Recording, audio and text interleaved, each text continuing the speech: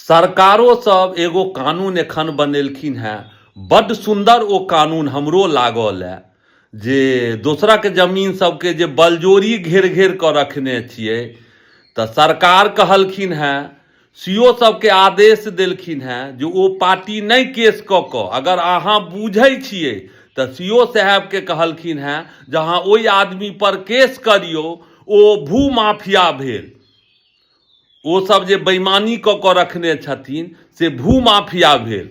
तेखन एखनो टाइम है अहाँ सबके जे अहाँ सब बदलि जाओ, जकर दोसरा के जमीन सब घेर घेर कऽ रखने छियै, नहीं तऽ अहाँ सबके भू माफिया कहल जायत। हे यौ, सब किछु अत्ते राखल रहि जायत। उदाहरण के तौर पर महाभारत भेल है जमीने के लड़ाई ले, आ ओ जमीन देखियो ओहि पर हमरा अहाँ में कहावत छै जे कुकुर कौआ नहीं भूकऽ वाला छै। जमीन तो छैहे, ओहे जगह पर छै, लेकिन लोक नहीं छै।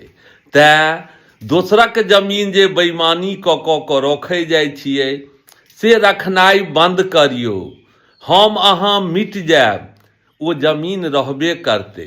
दोसर के जे जमीन छै ओ जमीन दऽ दियौ, ओ जमीन नहीं रखियौ। उदाहरण वह छै, ओ उदाहरण किया नहीं समझ में अबै जाइए जे अहाँ घेर घेर कऽ लोक के जमीन सब रखने छियै, ओ घेरनाइ बंद करे जाओ।